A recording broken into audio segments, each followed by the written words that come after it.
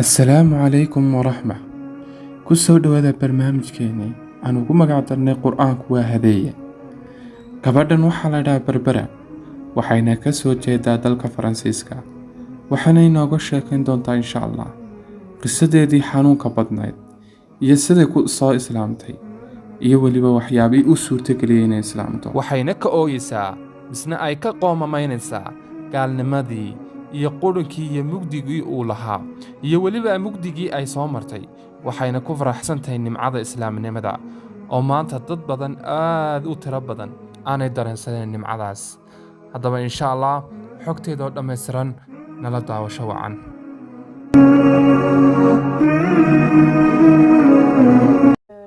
Magacaygu waa Barbara, da'daydu waa 24 sano, waxaan ka soo jeedaa dalka Faransiiska, waxaan ku noolahay magaalada Lille, ardayad baan ahay, waxaan master ka dhigtaa cilmi nafsiga iyo kobcinta bulshada, waxaana muslim nahay 3 sano. Diinta ay waalidkay haysteen waxay diinta Kiristanka, waxayna la ahayd shay la xidhoo kale. taa macnaheedu waxay tahay aad iyo aad ayay uga adkaayeen diintooda, wax dood ahna maanu la geli jirin dhinaca alle subxaanahu wa tacaala, laakiin mar kasta waxaan ahaa mid xidhiidhisa rabbigeed anigoon ogeyn ciduu yahay alle subxaanahu wa tacaala.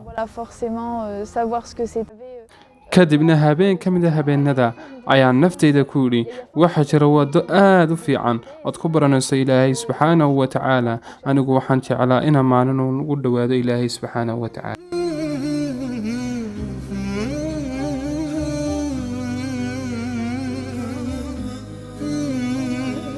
waxaan u soo guuray magaalada Lille si aan waxbarashadeeda heerka sare u sii wato. waxaan helay qol ka mid ah qolalka ay ardaydu deganaayeen, waxaanan bartay ardayad ka mid ah ardaydii, waxaanay ka soo jeeday dalka Morocco, laakiin diinteeda kumay adkayn, islaamnimadana waxba igamay sheegin, waxayna u noolay sida reer galbeedka oo kale. wax yarna kamaan baran islaamnimada xilligaas, waxayna ii soo bandhigtay in aan booqanno waalidkeed oo jooga dalka Morocco muddo 2 usbuuc ah, maadaama aanu haysanay meel aan degno, cunto nagu filan iyo tigidh aad u jaban. kadib waan raacay oo waanu tagnay. waxaan soo ogaaday waxyaabo aad iyo aad u fara badan, waxaana igu noqotay naxdin. waxaabad moodaa inaan caalam kala galay. markaan France ku soo noqday, waxaan ku idhi naftayda waxay gaadhay waqtigii aan fikrad ka haysan lahaa islaamnimada. waxaan bilaabay akhrinta qur-aanka kariimka iyo barashadiisa. waxaanan qori jiray aayadaha qur-aanka kariimka, waxaanan ku qori jiray afka Faransiiska, waxaanan go'aansaday inaan aayar uga laabto diinta. waxayna waxaasoo dhani ku dhaceen keliya 6 bilood. waxaan isku dayay inaan qur-aanka kariimka akhriyo, fahmana macnihiisa, maadaama oon haysto dhaqanka kiristanka ee katholiga oon ka dhex arkay waxyaabo aad aan u fiicnayn. kadib waan ka fogaaday dhaqankaas. تذكرت تلك الأيام التي قرأت فيها القرآن لأول مرة، وتذكرت كيف كان الله يخاطبها مباشرة.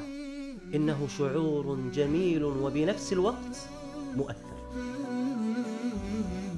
ما هو شعورك الآن؟ markaan ahaa mid qur-aanka kariimka akhrisa,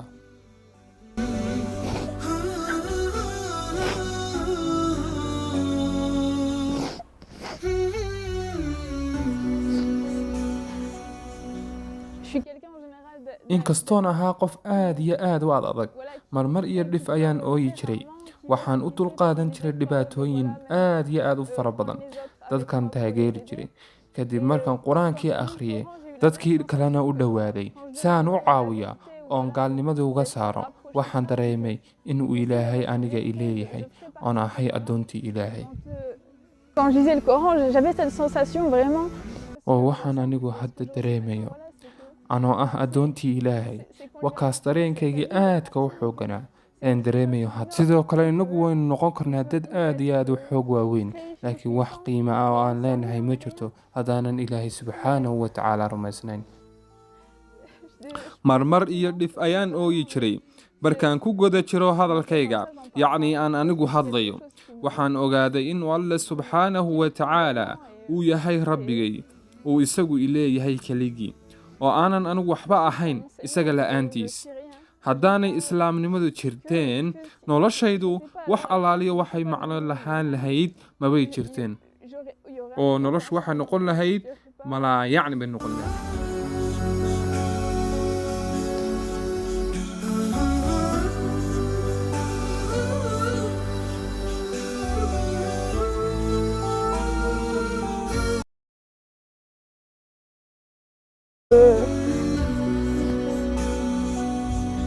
سبحان الله. يعني أحيانا لما أجلس مع هؤلاء الذين دخلوا في الإسلام أشعر بأننا نحن مقصرون تجاه هذا الإسلام.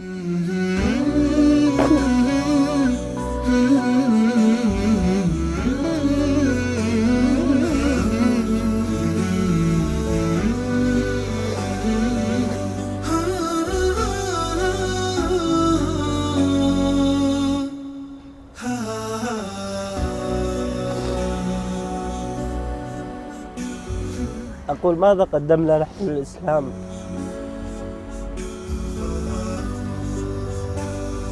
يعني سبحان الله، بنت في هذا العمر عمرها 24 سنة عندما تتذكر كيف دخلت في الإسلام وكيف هداها الله سبحانه وتعالى تشعر بأن الله سبحانه وتعالى أنعم عليها بأعظم نعمة على الإطلاق، وهي هذه النعمة التي أنعم الله سبحانه وتعالى علينا بها، وهي نعمة الإسلام العظيمة.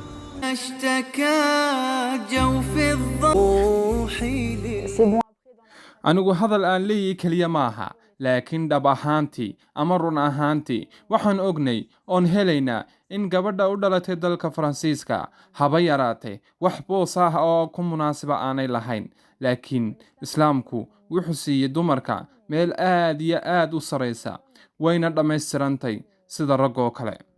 markaan bilaabay akhrinta qur'aanka kariimka ah waxaan bilaabay inaan daryeel gaar ah siiyo mowduucyada gaarka ah ee ku saabsan xuquuqda dumarka. waxaanan go'aansaday inaan akhriyo suuratu nisaa.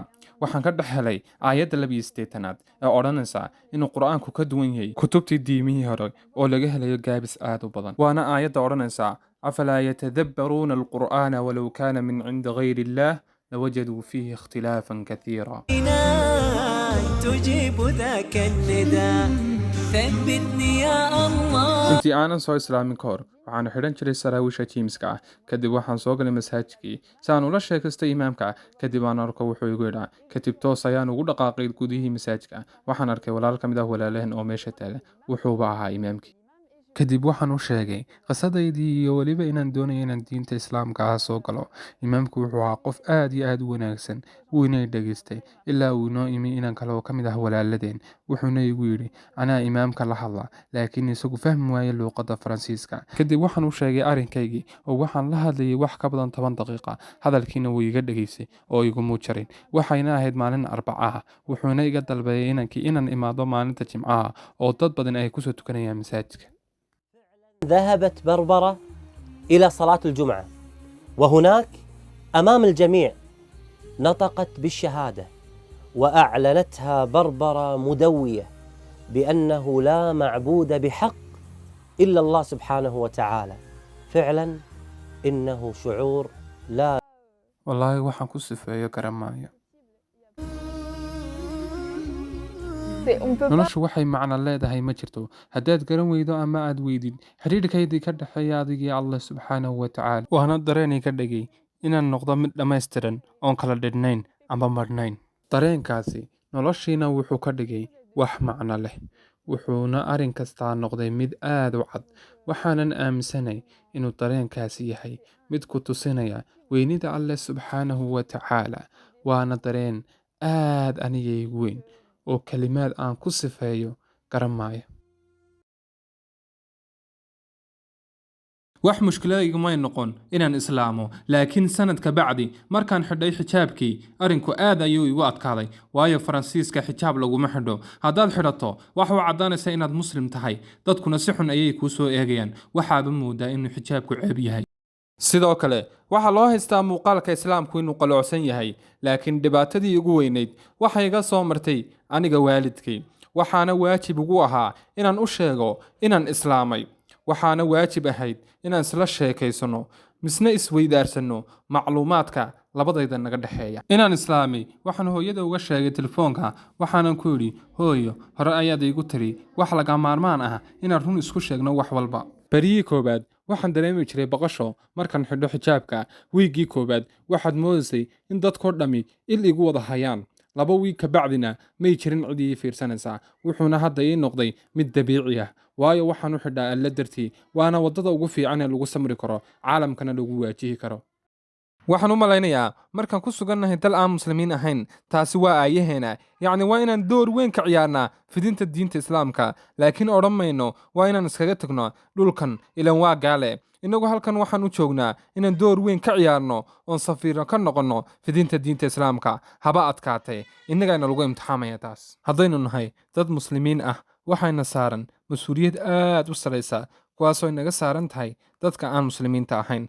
waxaynagu waajibaa inaan barno in islaamku yahay diin aad u fiican oo bini'aadamka khayr la doonaysa, oon ka caawino siday u soo geli lahaayeen diinteenna qaaliga ah ee islaamka.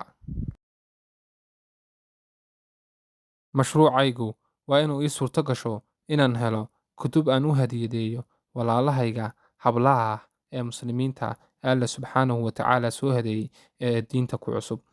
kadib ay ii suurto gasho diyaarinta hadiyadahaas, taasoo u noqonaysa barbilow inay bartaan kitaabka alle subxaanahu watacaala. qaar kalena ay ka caawiyaan inay aqoontooda kobciyaan ama aqoontooda kordhiyaan, sida tusaale ahaan oo kale inay bartaan kutub kala duwan sida riyaadad saalixiinka iyo 40 nawawi.